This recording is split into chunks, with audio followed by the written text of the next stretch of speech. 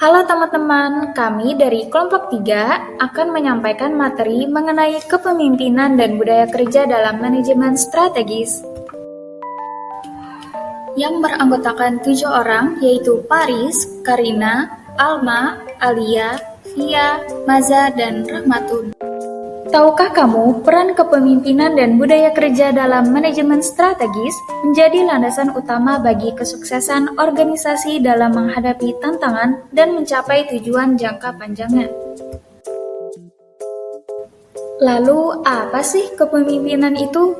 Kepemimpinan strategi adalah kemampuan mengantisipasi, mempunyai visi, mempertahankan fleksibilitas, serta memberi kuasa kepada orang lain untuk menciptakan perubahan strategik yang diperlukan.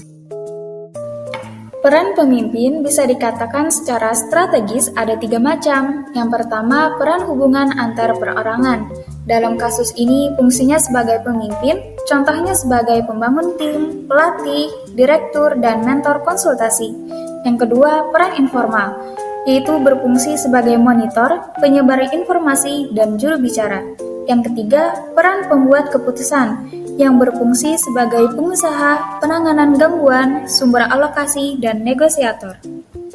Kepemimpinan juga mempunyai 4 fungsi yang harus kamu ketahui. Yang pertama, selaku penentu arah yang akan ditempuh dalam usaha untuk pencapaian tujuan. Yang kedua, sebagai wakil dan juru bicara organisasi dalam hubungan dengan pihak luar. Yang ketiga, sebagai komunikator yang efektif. Dan yang terakhir, yang keempat, sebagai interrogator yang efektif, rasional, objektif, dan netral. Apa sih itu budaya kerja? Budaya kerja atau budaya organisasi merupakan tema utama organisasi. Peran budaya organisasi menjadi landasan manajemen strategis. Budaya organisasi adalah pembangunan tim yang menggabungkan pemahaman, sistem asumsi bersama terhadap nilai-nilai hasil dan keyakinan antar karyawan. Peran budaya organisasi dapat membantu individu atau tim memahami antara perilaku yang berbeda dan budaya yang berbeda dengan berinteraksi secara positif dan bertukar pikiran. Bahkan, beberapa perilaku pantas dan tidak pantas dalam suatu organisasi.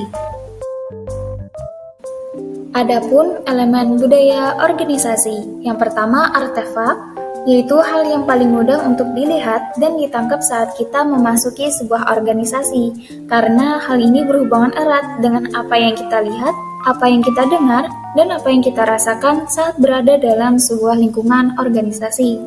Yang kedua, nilai-nilai pendukung. Ini mencakup strategi, tujuan, dan filosofi dasar yang dimiliki oleh organisasi yang bersangkutan. Biasanya dinyatakan secara tertulis dan menjadi acuan bagi tiap langkah yang dilakukan oleh anggota organisasi. Yang ketiga, asumsi-asumsi yang tersirat. Asumsi yang tersirat yang diyakini bersama dapat kita temui melalui penelusuran terhadap sejarah organisasi yang bersangkutan untuk mendapatkan nilai-nilai kepercayaan dan asumsi apa yang digunakan oleh para pendiri yang dianggap sebagai hal-hal penting dalam membawa organisasi ke gerbang kesuksesan. Apa saja sih karakteristik budaya? Perlu diketahui bahwasanya ada 12 karakteristik budaya. Yang pertama, kepemimpinan. Yang kedua, inovasi. Yang ketiga, inisiatif individual. Yang keempat, toleransi terhadap resiko. Yang kelima, pengarahan. Yang keenam, integrasi. Yang ketujuh, dukungan manajemen. Dan yang kedelapan, pengawasan. Kesembilan, identitas. Yang ke-10, sistem penghargaan. Yang ke-11, toleransi terhadap konflik. Dan yang terakhir, ke-12, yaitu pola komunikasi.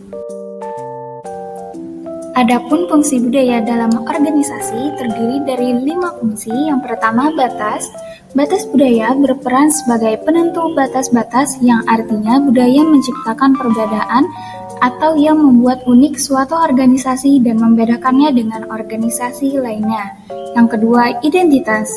Budaya memberikan rasa identitas kepada anggota organisasi. Yang ketiga, komitmen. Budaya memfasilitasi lahirnya komitmen terhadap sesuatu yang lebih besar daripada kepentingan individu. Yang keempat, stabilitas. Budaya meningkatkan kemantapan sistem sosial. Yang kelima, Membentuk sikap dan perilaku, yang artinya budaya bertindak sebagai mekanisme pembuat makna serta kendali yang menuntun dan membentuk sikap serta perilaku individu.